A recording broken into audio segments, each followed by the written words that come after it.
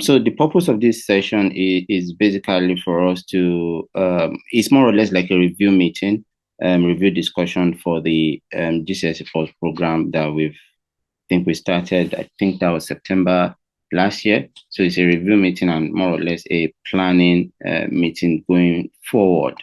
And I'm very sure all of us are familiar with how the program works, how Africanness offer it, but for the benefit of maybe people that have joined recently. So the GCSEpod program basically offers pupils access to over 6,000 concise, high quality video lessons, which we call pods.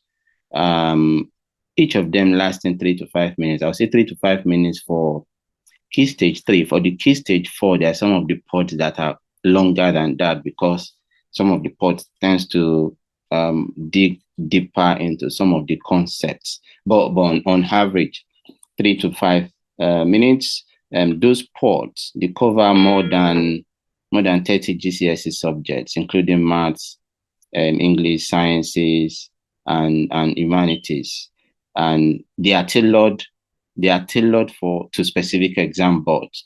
So depending on the exam boards that is being used in your school, for in the school for in your children's school. So there's that option. Some of those posts are tailored to those exam boards, and I'm if you as you are aware, the exam board also is specific per each school per subject. So it doesn't mean that, for instance, a school it doesn't mean a school use the same exam board for all the subjects. So the exam board might vary for each subject. So it could be AQA, Excel, OCR, or as the case may be. So the way Africanet has implemented it, that the way we've run it for the last um 1 year or so, is that each week we assign homework to students to pupils, so they receive an assignment through the platforms homework sections. So we use the GCSEpod platform hand in hand with a Google Classroom platform. So the Google Classroom is basically at the avenue to communicate with the pupil to give them instruction about the homework, and then the assignment instruction is posted on the Google Classroom and directs them, basically notifies them that their homework is posted on the homework section of the GCSE pod, as the case may be. So that's how we've been operating it for the past 1 year, since September 2024. Just to give you a feel of what has been covered so far. So what I'm sharing here on the screen is the GCSE pod interface, but this is my own interface, the administrator interface, so to speak. So if we start with key stage three, so for key stage three, we our homework that we've been assigning to the key stage three children is cut across English. In fact, it cut across every tab you're seeing here: English, history, maths, science. Of course, the science is made up of the three key science subjects: physics, chemistry, biology. But for the at level of KS3, they don't necessarily separate it. They don't separate it as into individual subjects. So it's grouped as one subject, science. But of course, it's the underlying individual subject is physics, chemistry, biology, and then geography and computing. So over the since last year, I think we've gone through the English. I think we've gone really far in the English. I think at the moment, let me just quickly check where we are at the moment. Let me see. So key stage three.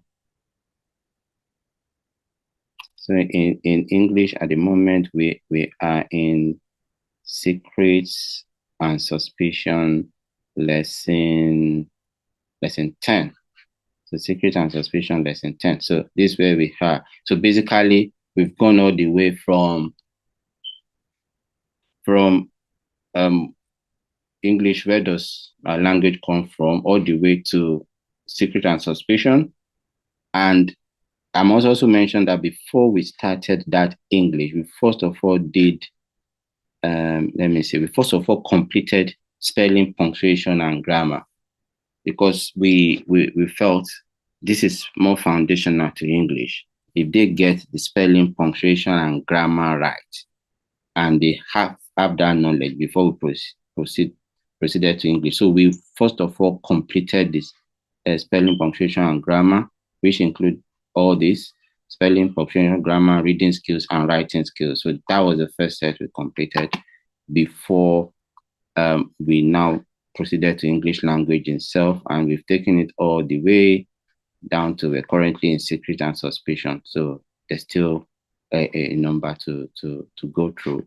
And for maths, let's go straight. History and computing, we started that because that wasn't part of the subject offered initially.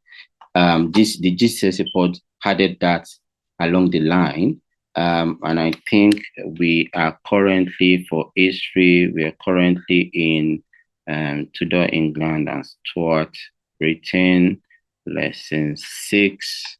So we're here now. So we've completed this whole lesson, and then we're here. So that's KS 3. In terms of for maths, I think we're in numbers and data intermediate, lesson 10. So maths, in numbers. Yeah, so we've done number, algebra and geometry, numbers, data core, and then done algebra, number and geometry. So we're here in maths. So that's basically how far we've gone. And for maths and English, they get assignments and English every week. They get about two lessons per week on maths and English, because those are the core foundational subjects. That's KS3. So I'm just dealing with KS3 here. For sciences, like I said, the sciences is physics, chemistry, biology. Made up the sciences. So where we are at the moment for sciences, I think we've completed all the sciences. We've gone through everything. So everything you're seeing here for sciences, we've gone through it from the beginning to the end in the year. And I think we completed it, I think, the last set of assignments. So which basically more or less coincided with the end of the academic year. All right. So geography, I think geography also came on midway. Currently in geography, we are in rivers and coast, which is that's a yearly topic. So we're in rivers and coast, lesson 5 and 6 is the last one we've done. So that gives you an idea of where we are. We've done places and scales, geographic development, weather and climate. Yes, rivers and coast. That's where we are for geography. And then computing also came in along the line. We didn't start the academic year with computing. So for computing, we're in HTML and CSS. Okay, we've just completed the lesson 12, HTML and CSS, because I think we started that one like a couple of months ago. And then that is what we still have to cover in KS3. And just to we clarify that the KS3, that is let me just quickly confirm.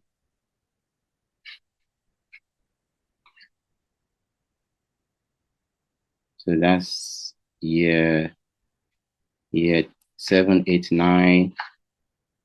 That's what that cover. So that's what we've done for Key Stage 3. So every week they get assigned about 10 homework, 10 lessons. So two in English. So it's usually two in English, two in maths, then two in physics. So for a week, there will be a week that they will do sciences. So they always have English and maths every week. Then on alternate weeks, one week they will have sciences. The following week they will have a combination of history, geography, and computing. Then the alternate week sciences. Then the following week again, history, geography, and computing. But English and maths is constant. So two homework per subject. So that's why on average they get 10. And to be honest, it's the homework are not intensive, because we take into consideration the fact that they also do get homework in school. So that is considered. They get homework in school. So it's not as if this is the only thing they're working on. So, but even the 10 homework, to be honest, it's something they can, if they sit down, it's something they can complete in less than 2 hours. So less than 2 hours for the whole week. So, but of course, the idea is for them to infuse that homework into their school homework and other activities that you as parents might have assigned for them, academic activities outside maybe school curriculum that you might have assigned for them to work on. So that's how it's designed. So I guess that gives you an idea of the progress that has been made so far in KS3. For KS4, in terms of KS4, these are the KS4 subjects, right? Like I did mention, the KS4 subjects are also based on this platform give an option for it to be accessed based on exam board basis. But in terms of the content, the concept itself, because from my own point of view, the challenge of having dealing with it on per exam board basis is not that straightforward, because this platform is specifically designed for schools per se, because we have to take advantage of it. So the provider of this platform, the Access organization, is seeing us, even though they know we're a charity organization, but we're being seen as a school. So yeah, but a typical school, we only be dealing with is a particular exam board per subject. In our own case, we know that the pupils have they attend different schools. So in their schools, their exam board may vary per subject, but our focus is more on them understanding the concept. The concept is the same, and no matter the exam board, anyway, it's just the style of question and the style of assessment that maybe varies. But the objective here is the concept. So for Key Stage 4, assignment for Key Stage 4 as really more or less focused on those subjects that are common across. And I must also mention that the choice of this subject varies also, but there are some subjects that are constant, so to speak, which is English, maths, and the sciences. So our focus has been on on English, maths, and the sciences, and then of course we expect pupils, as they're approaching their GCSE year, to also get engaged with materials of other subjects that they are looking to write the exam on. So the focus here was English, maths, physics, chemistry, and biology. In terms of so these are the GCSE subjects, the KS4 subjects, same as GCSE. So in terms so I think we started with English. I think we did English literature. Yeah, I'm just using AQA because AQA is more or less the most common exam board. But like I said, it's more about the concept. We did some work on the literature as well. Although I must also mention the literature material that is given for each year of GCSE, it does vary. So it's really not about the material. It's more or less about the skill and the ability to interpret text. So that skill is what they need to to pick up. So we did some work on that. And then we moved on to English. Let me just go into English language. Yeah. So we went through the reading, the writing for GCSE, spelling, punctuation, and grammar, and yeah, and we did the reading skills. And just to also mention that in terms of how is assessed. So for all those topics, so I'm gonna go. Let me go to maths, for instance. So if I go into maths, so when the homework is assigned to them, they basically, for instance, if there's a week that this topic is assigned to them, calculations. So what we did right from the beginning was, first of all, for them to go through the topic, so they listen to the different pods, which explains those concepts. And then after that, they go ahead and take the quiz. So they take the quiz for each topic, a test to test their understanding of each topic. So the mark that is released at the end of the week is their performance of that quiz on that quiz. So there's a way I grab their scores from the data behind the scene to see how they perform across. So we did this across all the subjects. So just to give an overview, I'm talking KS4 here, just to clarify. I've already talked about stage 3, stage 4. So they go through, once they watch the video, they take the quiz, and then that's it completed. And then the following week, they get assigned another topic to work on. And like I said, is their performance on the quiz that we report as their mark. So we did this across the subjects, and we covered all the topics across math, physics, chemistry, biology. For key stage 4, we have covered it. So after going through this, after they've completed it, what we did now was to now start again, but this time around, not asking them to take the quiz because they've taken the quiz already. What we did was to assign them assign them a separate test, which is not the quiz. It's in some instances, it could be as much as 100 questions, 100 multiple choice questions for that topic. And so that's what we've been doing now, even though they've gone through that topic before. It's more or less to reinforce. And those 100, you can imagine when you, for instance, this is just calculation. You can imagine having a multiple choice 100 question, or maybe even 50 or 60 on just this topic. So there is no way by the time the pupil will complete that test, they will have a much more grounded understanding of this topic. So the grounding is per topic, on topic basis. So that's the second approach that has been adopted after we've gone through all the topics and taken all the quizzes. So we've done. So in stage 4, we've done that for. Let me go back. So we've done that for maths. Okay. So we've done that for maths, ranging from number. By the way, the topics you're seeing here are based on the specification of the exam board. So it's covering every topic there. But these are high levels. If I click, I go in. So number. So for instance, number is made up of calculation, fractions, decimals, integers, power and roots, and so on. You can see it there. Yeah, and then you have ratio, proportion, and rates of change, algebra, geometric, and measures, probability, statistics, and so on. So we've done that, and yeah, and same thing. We've also completed.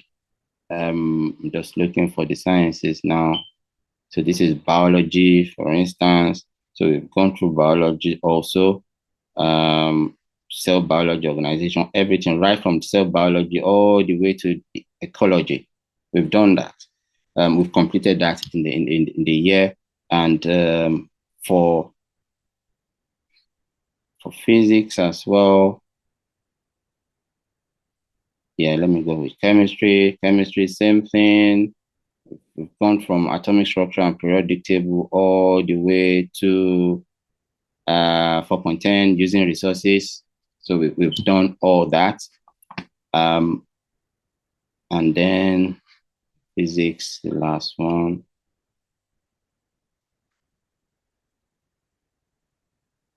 And then physics. Yeah. So same thing from energy, electricity, all the way to space physics been done. But, not, but like I said, now we are going through it again, but this time around, now focusing on external external assessment that has been set for them in form of multiple choice to reinforce those learning. So that is that's in terms of the progress the progress so far and yeah so it's just but if we now look at in terms of usage how let me see if I no not there just give me a moment. Let's see in terms of usage let me see. Okay. So in terms of usage, well, this is just to give you an idea of the pods washed in the year so far for this academic year. About 57,000 pods has been washed. If you can see, of course, mostly KS3, and that's most KS3 is KS3 science. Top star washing this, but and that's understandable because in terms of the pupil distribution we have more in key stage 3 than key stage 4. So that explains why most activity are in key stage 3. And also, I will get to that. The percentage of the pupils that are active is more in key stage 3. So more or less, I will more or less say the key stage 3 pupils are. Will I say they are more serious than the key stage 4? But anyway, maybe it's down to parent involvement. So we'll come to that. So that's in terms of pod watch. So just looking at in terms of activity. In terms of the usage itself, at the moment we've got 82 registered pupils. We've got 82. If we look at these groups, ignore every other group, just focus on GCSE and Key Stage 3. So we have 64 currently registered for Key Stage 3. The GCSE group is the Key Stage 4. We have 18 registered. And I must say that for among the Key Stage 3, only an average of 30 completes their assignment every week. So I see there are a lot of pupils that are totally inactive. There's some they just manage to just complete a few. On average, only about 30 manages to complete their homework. Key stage 4, just 5. Only just 5. And I do understand, of course, after I know that some of them were in year 11. So, and I think when it was getting close to the GCSEpod, to the GCSE exam, they of course their activity doing the which is understandable because they need to focus more on more focused revision. Yeah, but even prior to that, you know, engagement within the Key Stage 4 group has not been that great. And I think those are the things we need to look at going forward. So that's in terms of in terms of engagement. So like I said, just about 30 in Key Stage 3 complete the assignment, and just an average of 5 in Key Stage 4 complete the weekly assignment. So in the midst of that, though, I must also mention that even that participation, that 30 pupils that are participating in Key Stage, really giving in their effort in Key Stage 3 and about 5.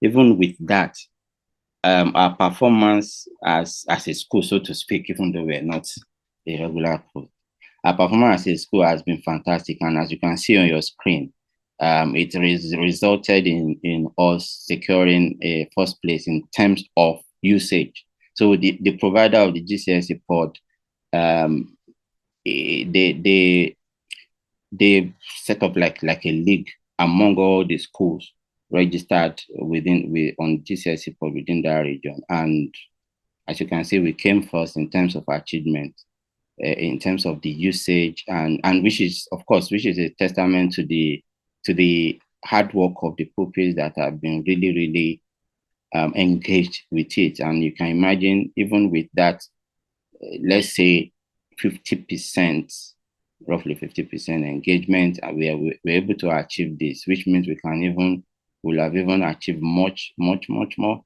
if we have more pupils getting really engaged with the program. And based on this, even before we got recognized with this, we have been monitoring um, performance, not just performance in terms of engagement. That's what engagement of pupils with the program, and some pupils have really stood out.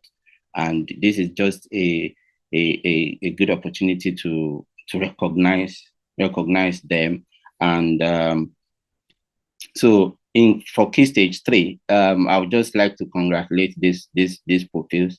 Didara Oluwa Tamilore, Idris, Ayomide, Aladesanmi. So those 3 pupils, we're looking at the whole year, right from September up till now, in terms of activity, in terms of completion of as assignments, in terms of engagement. These are the most engaged, and it's just want to congratulate them. Well done to them for being really involved and engaged with the program. And for Kids Stage 4, we also like to recognize this 3 pupils.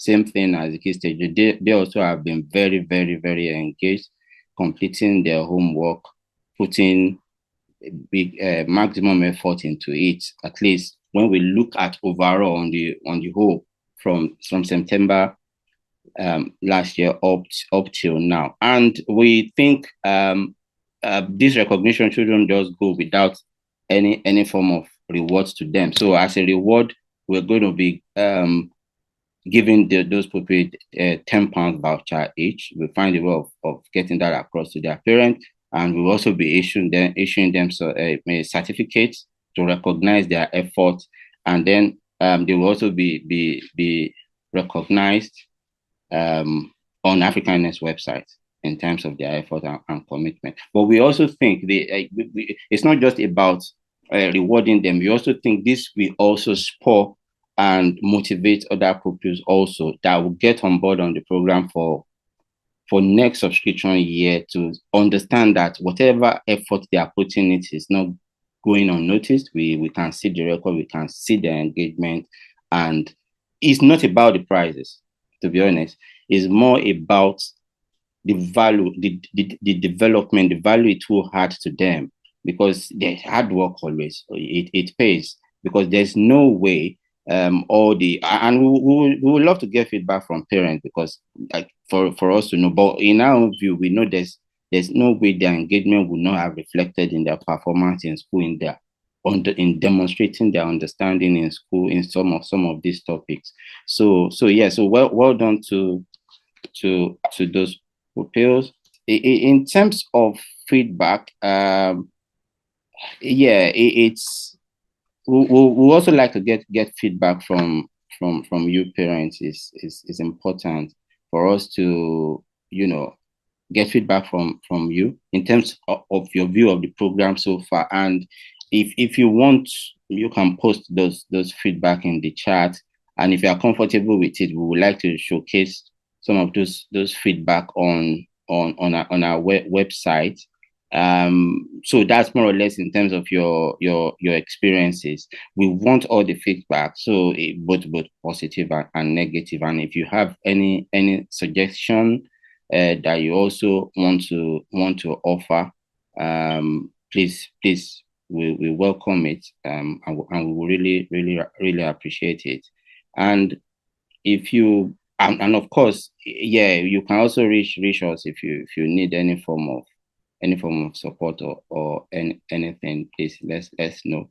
But we, in terms of moving on, we cannot overemphasize the need of for parents to be very involved. That's the involvement of parents in children education. It cannot be overemphasized because, as you can imagine, the level of motivation of children varies. Even as parents, for parents that even have more than one child, you can see that the level of motivation varies across children. So it's some are self-motivated, some needs a whole lot of push. The fact that they need a whole lot of push doesn't mean they're not intelligent. They just need to be motivated, and that those kind of push needs to come from parents. So if parents are not involved, and that creates gap. So just want to also mention that need is quite. I believe a lot of the pupils that have not made any attempt to do some of the homework is, I'm not sure. I'm not going to say it's down to them alone. I think the parents also are just not giving them the necessary push. So it's not just a case of giving them the login details. Hey, here is the login details to GCSEpod. Make sure you log in and get your assignment, and then parents just leave them to it. You know, children, there's a lot of distractions they deal with in the world of today. So if you don't if you're not on board to push them, and in some instance frustrate them to get it done, they won't. So yeah, it's quite important that we get involved. So we'll keep hammering on that message that we do that, please.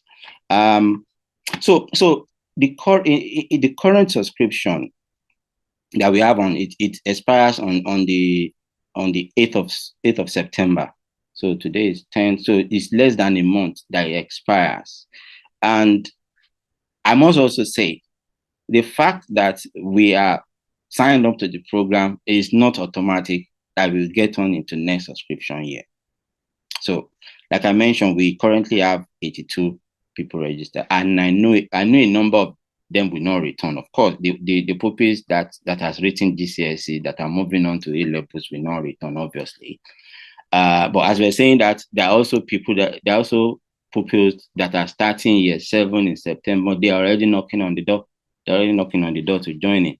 And at the moment, I must say for the next subscription year, at the moment, we cannot guarantee more than 60 places. At the moment, we might be able to get more, but we cannot guarantee more than 60. So everybody will have to register afresh. There's no we're not going to give preference per se to people that has been on the group program before, because we also know a lot of people are on the sideline wanting to join. So it's still going to be a level playground. It's still going to be on first come first serve basis. But of course, the existing people like yourself that are in the meeting now, the existing people, because they are the one first getting the information, it will be understandable that they will be the first. But like I said, you still have to indicate. So the process is going to be, I will drop later on, I will drop a message on the group. So it will be everybody would, like I said, everybody will need to re-register for the next year. So it will be a case of sending email. So I'll provide an email address. You need to send an email to that email address to indicate your interest, and then the registration details will be sent to you. We'll complete the registration form and then make the payment. The subscription fee still remains 20 pounds per year. Yeah, not per month, per year for the year. It's because, as you understand, it's is a charity organization in a program. So so once you send email, we'll reply with registration details, form to complete, and then payment to make. Just to say that after that the date, only students that have registered will retain access to GCSEpod platform. Anyone that has not registered after that 8th of September, they will lose access because we are not the one providing, as you understand. It's been provided. We are also we're paying the access GCSEpod, access group, the company that provided. So they will lose access if they don't register. And of course, as you can understand, the WhatsApp group is designed for parents of pupils on that program. So any pupil that is not registered for the subscription year, we're going to have to remove the parent from the WhatsApp group. And of course, they will also be removed from the Google Classroom. So that's just to highlight that so that we understand how it works. So yes, so like I said, 60 places for now. We might be able to get, say for instance, if the 60 is fully subscribed and we look at if we can add more, we might be able to procure more, but it will be allocated on first come, first serve basis. Once I provide that information, of course, like I said, the information is not restricted to only people on the group or people that are currently registered. You're welcome to forward the information to family and friends who might be interested. So it's just a case to ask them to follow the same registration process. So, by the way, I know I've been talking all the way. If you have any question, please feel free to ask.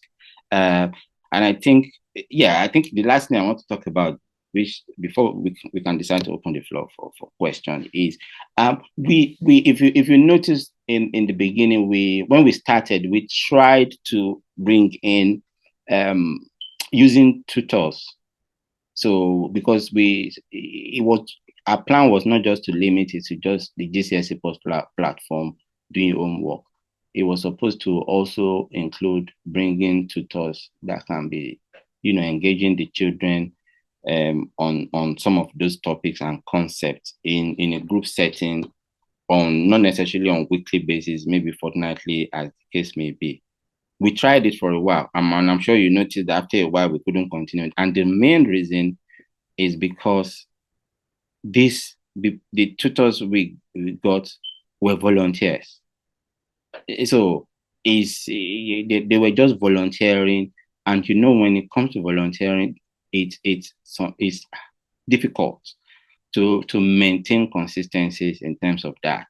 So that's the major challenge. And for some of the parents here that maybe are engaged private tutors for their children, I'm sure you know how much it costs to engage tutors. So the ones we had then, it was I think the gentleman we used, they were volunteering, they were not paid a dime. So of course you can understand that the longevity of such arrangements is not guaranteed when the remuneration is not involved. So what we're planning to do, we're trying to look for funding from organizations that can give grants, and it's difficult getting funding. So we're trying to look for funding to see if we can get funding and implement some form of group tutoring, maybe depending on the funding we get. We don't know whether we'll be able to get funding that can apply across all year group. Maybe it will only be a targeted year group. So if we're successful with that, we will look at bringing in tutoring session for the pupils on the frequency that can be supported by whatever funding is received. So just to mention that, although having said that, the other option is we might need to think about that. The other option would be if parents, we as parents, if we see value in it and we think we can go extra mile, in addition to the £20 for the registration, we think we are ready to go extra mile for us to fund it ourselves, or more or less augment, because if we are successful in getting some funding, maybe more or less pay on our own to augment the funding for us to be able to have that tutoring arrangement in place. It's something for us to consider. The floor is open for just suggestions. Those suggestions can come anytime.